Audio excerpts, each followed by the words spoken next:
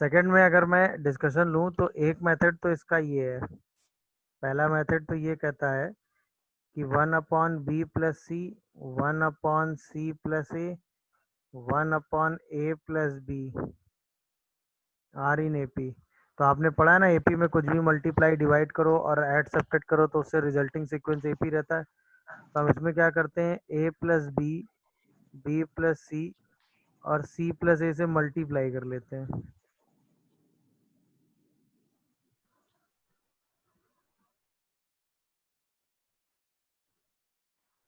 किससे मल्टीप्लाई कर लेते हैं, a+b b+c। तो पहला टर्म क्या बन जाएगा, a+b इंटू a+c। दूसरा टर्म क्या बन जाएगा,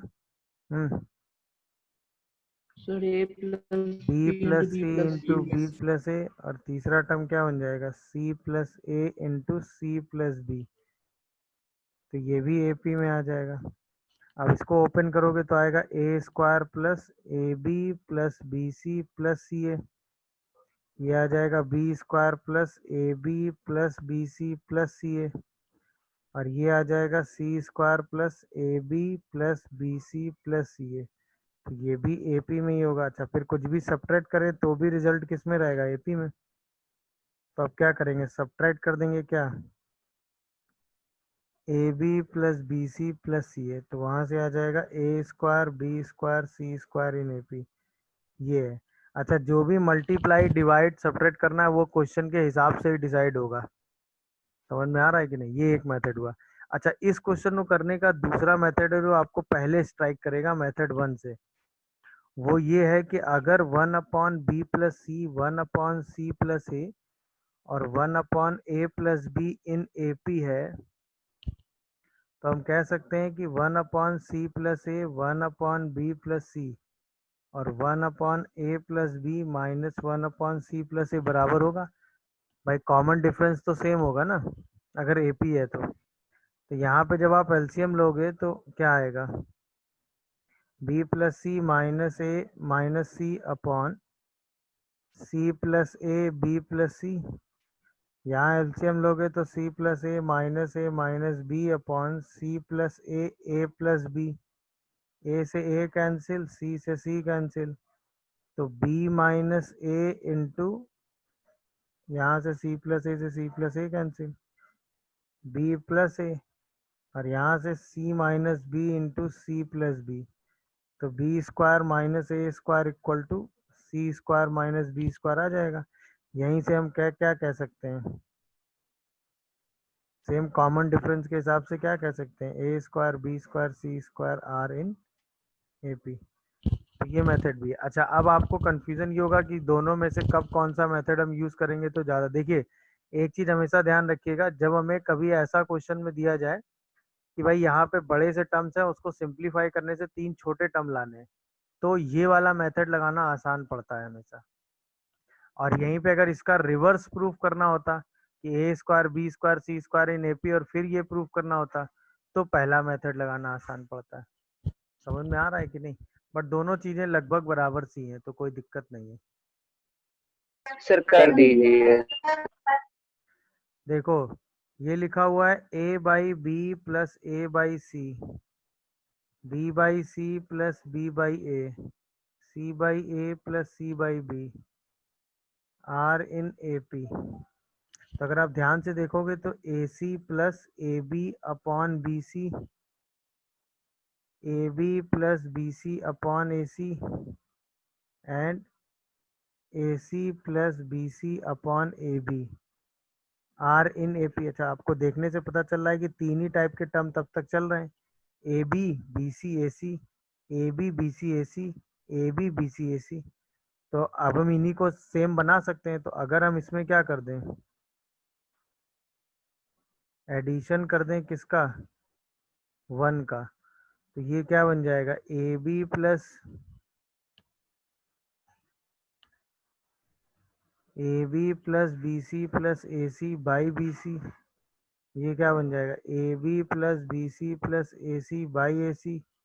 ये क्या बन जाएगा, A B plus B C plus A C by A B.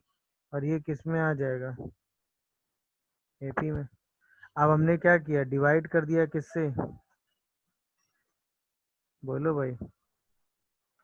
A B plus B C plus A C से, तो ये आ गया 1/BC, 1/AC और 1/AB, और ये किस में आ गया भाई?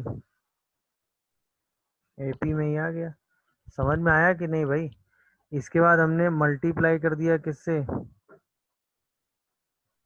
ए बी सी से। ABC से, तो ये A बन गया, ये B बन गया और ये C बन गया, तो ये किस में आ गया? AP में। क्या ये मेथड स्ट्राइक कर रहा है? इसमें भी देखिए, आपने क्वेश्चन के हिसाब से ही डिसाइड किया कि हमें किस टर्म को ऐड करना है, क्योंकि यहाँ AB plus BC plus CA बनाना है, सब में यही तो कम पड़ रहा है, तो इसी में 1 ऐड करेंगे तो ये बन जाएगा।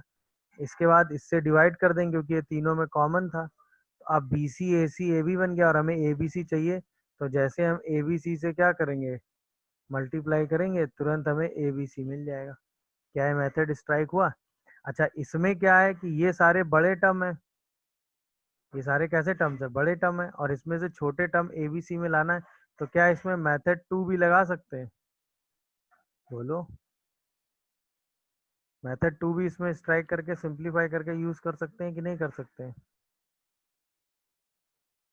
हाँ, है ना? बट ये मेथड थोड़ा आसान पड़ रहा होगा।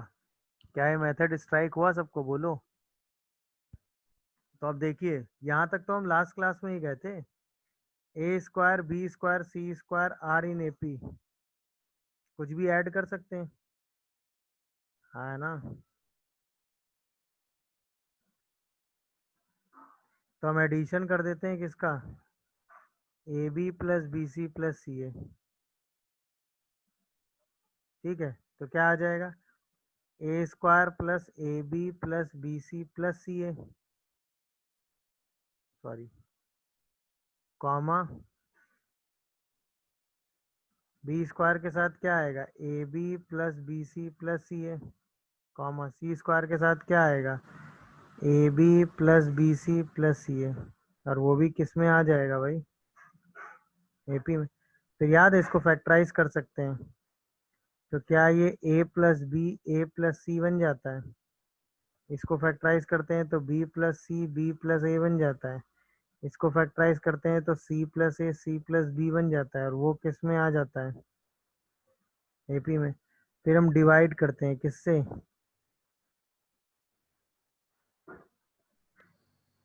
A plus B plus D plus C. हम्म, किससे डिवाइड कर देते हैं भाई? अब A plus B B plus C and C plus A से।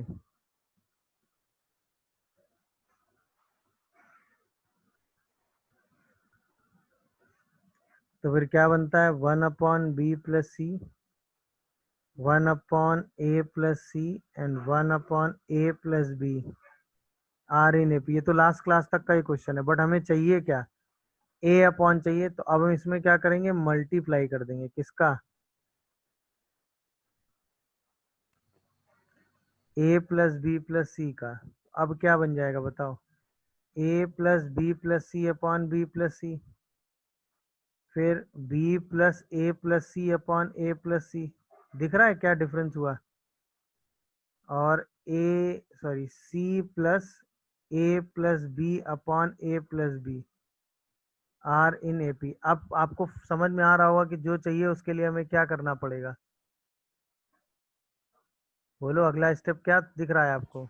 सब ब्रेक करके 1 माइनस कर देंगे। सीधा वन माइनस कर सीधा 1 देंगे। माइनस कर देते हैं, यस, हाँ, है कि नहीं? भाई हमें A/B प्लस C एक साथ चाहिए, B/A प्लस C एक साथ चाहिए, C/A प्लस B एक साथ चाहिए, तो यही तो हटाना है, तो पूरे में सब्ट्रैक्ट कर देते हैं क्या?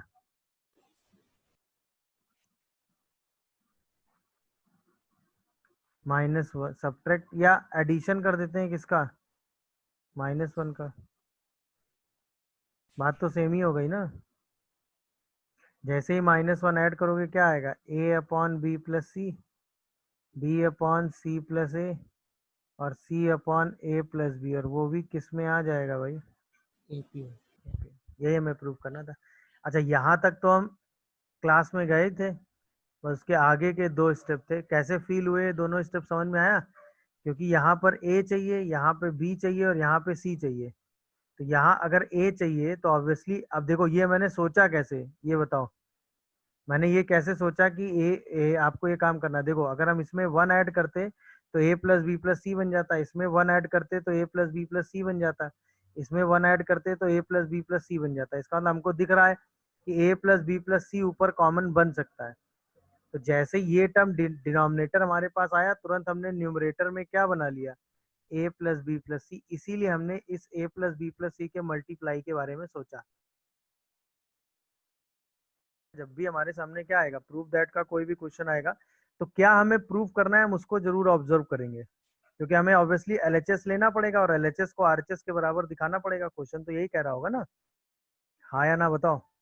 तो जो हमें आरएचएस चाहिए हमें उसको देखना पड़ेगा। अच्छा, आरएचएस देखने पे हमको ये दिखा कि यहाँ an by an plus 1 divide किया गया है। अच्छा, ये क्या है, स्टार्टिंग और एंड के टर्म है। अच्छा, अब हम अपने क्वेश्चन को अगर हम ऑब्जर्व करें तो हमें क्या दिख रहा है कि 1 बाई a1 an है, यानी स्टार्टिंग और एंड के टर्म है। फिर सेकेंड टर्म और सेकेंड लास्ट टर्म है, फिर थर्ड टर्म है और थर्ड लास्ट टर्म है। ऐसे करके सीरीज चल रही है। सही है, दिख रहा है कि नहीं। तो हमने एक चीज ऑब्जर्व की कि एपी में ऐसा कब होता है, ये इस टाइप के टर्म्स का रिलेशन क्या है। तो हमें याद आया कि एपी में हमने पढ़ा है कि अगर a1 a2 a3 से लेके an ये सारे टर्म्स एपी में हैं, तो हमने क्या पढ़ा, याद आया कि सेम डिस्टेंस के जो टर्म्स होते हैं उनका सम तो भाई कांस्टेंट होता है। ये तुरंत हमको स्ट्राइक किया कि नहीं किया, बताओ भाई। एपी में ये प्रॉपर्टी तो हमने पढ़ी है ना कि सेम डिस्टेंस के जो टर्म होते हैं उनका सम तो कांस्टेंट होता है, हाँ या ना। तो हमको तुरंत याद आया कि अगर हम न्यूमरेटर में यही चीज डिनोमिनेटर में चाहते हैं तो इसी से हम क्या कर लें, डिवाइड कर लें। तो हमने सबसे पहला स्टेप यही किया कि पूरी इक्वेशन को a1 प्लस an से मल्टीप्लाई और डिवाइड कर लिया। अच्छा, यहाँ पे a1 प्लस an रखा क्योंकि a1 an था।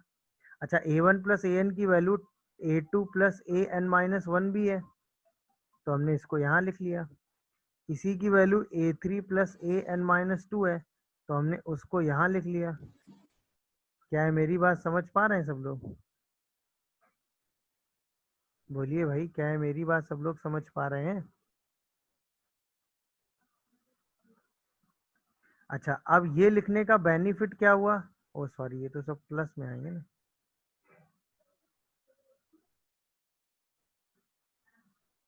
नहीं समझ रहे हो मेरी बात? अच्छा, इसको तो ब्रेक करके लिख सकते हैं, तो 1/a1 प्लस an ऐसे ही आ गया। देखते जाइएगा भाई ध्यान से। और यहाँ पे हमारे पास क्या बचा, 1/an plus 1/a1, 1/an minus 1 plus 1/a2, 1/an minus 2 plus 1/a3। ऐसे करते करते 1/a1 प्लस 1/an, क्या यही समझ में आया सबको? अब ध्यान से देखिएगा, an माइनस 1 an माइनस 2 करते करते करते लास्ट में a1 मिलेगा। अच्छा, ऐसे ही a1 1/a2 1/a3 करते करते लास्ट में an1 मिलेगा। तो सारे टर्म्स रिपीट करेंगे कि नहीं? अरे बताओ, क्या ये बात समझ पाए सब लोग? Yes, sir. तो 1/an माइनस 1 से लेके 1/a1 तक तो यही जाएगा, और दूसरा वाला 1/a1 1/a2 से लेके 1/an तक जाएगा। तो क्या ये दोनों सेम लिखे हुए हैं? तो इसी को हम 2 टाइम्स ऑफ 1/a1 1/a2 से लेके 1/an लिख दें, कोई प्रॉब्लम? यही आपको आरएचएस में प्रूव करना था। क्या समझ में आया क्यों, किस तरह क्या ब्रेकिंग की? चलिए, तो रूट देखिए, जब भी किसी भी क्वेश्चन में रूट आएगा तो एक स्टैंडर्ड अप्रोच है उस क्वेश्चन को हैंडल करने की, जो जनरली यूज हो जाती है मैक्सिमम केसेस में। हमेशा होगी मैं ये नहीं कह रहा हूँ। सबसे पहले इस रूट को हटा लेते हैं। अगर ये रूट हट जाए तो क्वेश्चन सॉल्व करने में थोड़ी सी आसानी होगी, होगी कि नहीं होगी? अच्छा, रूट हटाने के लिए हम देखेंगे कि इसको हम रैशनलाइज कर लेते हैं। रैशनलाइज समझते हो? इसी के कॉन्जुगेट से ऊपर नीचे क्या कर लेते हैं, Multiply. मल्टीप्लाई। तो अब देखो ध्यान से, 1/√A1 प्लस √A2 है। अगर हम इसी का कॉन्जुगेट ले लें √A1 माइनस √A2, इसी से ऊपर और नीचे मल्टीप्लाई कर लेते हैं न्यूमरेटर और डिनोमिनेटर में। ऐसे यहाँ मल्टीप्लाई √A2 माइनस √A3 से कर लेते हैं। क्या ये मेरी बात समझ पाए? जब भी इस तरह के रूट के टर्म आएंगे तो आपके दिमाग में यही चलना चाहिए। समझ गए क्या चलना चाहिए? तुरंत हमें ये दिखना चाहिए कि हम रेशनलाइज कर लें इसको, क्योंकि रेशनलाइज करने से रूट की दिक्कत खत्म हो जाएगी। सर बीच वाले में नीचे माइनस होगा ना? ठीक है। अच्छा, अब ये क्या रेशनलाइज करने पे a plus B A minus B A plus B A minus B A plus B A minus B बन रहा है? बोलो भाई। Yes sir. तो क्या ये a1 माइनस a2 बना? बोलते जाना। ये a2 माइनस a3 बना? रूट हट जाएगा कि नहीं बताओ मुझे। Yes sir. अब क्वेश्चन में कुछ कॉन्फिडेंस दिख रहा है कि नहीं? अब एक तरफ डिनोमिनेटर में एटलीस्ट रूट हट गया। अरे बताओ। अब बताओ सोच के कि अगर a1 a2 से लेके an तक ये सारे टर्म्स AP में हो विद कॉमन डिफरेंस d, तो क्या हम a2 minus a1 a3 minus minus a2 इन सबको d लिख सकते हैं कि नहीं? तो सोच के Yes. बताओ डिनोमिनेटर में सब कुछ d आ गया कि नहीं आ गया? तो माइनस दी। हाँ मतलब डिनोमिनेटर में सब minus D minus D minus D आ गए कि नहीं आ गए? तो क्या डिनोमिनेटर से minus D minus D minus D common आ गया? तो अब ये आ गया -1/d। अंदर क्या बचा? √A1 minus √A2 √A2 minus √A3। ऐसे करते करते क्या बचा होगा? √AN minus 1 minus √AN। तो आपको दिख रहा है ये टर्म्स ऐसे अल्टरनेट कैंसिल होते जाएंगे यहाँ तक। अरे बोलो यार। तो क्या हम इसको √AN minus √A1 by d लिख सकते हैं? यहाँ तक बताओ मुझे। बोलो। Yes sir. अच्छा, अब हमने बताया ना आपको कितनी बार समझाया कि LHS जब भी हमें प्रूफ करना होगा तो हम प्रूफ करने के साथ साथ RHS देखते रहेंगे। अच्छा, RHS में √A1 √AN हमें डिनोमिनेटर में चाहिए और अभी ये न्यूमरेटर में आ रहा है, तो तुरंत हम इसी से के कॉन्जुगेट से ऊपर नीचे क्या कर लें? नहीं समझे? ये सोच कहाँ से डेवलप की मैंने? अब डिनोमिनेटर तो फिक्स हो गया। अच्छा, डी तो हमें क्वेश्चन में चाहिए नहीं, तो हम डी तो जब चाहेंगे तब हटा ही लेंगे। तो a1 minus an upon D √AN plus √A1 आ गया। अच्छा, ये डिफरेंस तो हमें पता ही होता है, that is n minus 1 into D. वो प्रॉपर्टी पढ़ी है ना TP माइनस TQ वाली। अरे बताओगे? तो डी से ये वाला डी कैंसिल हो गया। क्या ये n minus 1 upon √AN plus √A1 आ गया? यही हमें प्रूव करना था।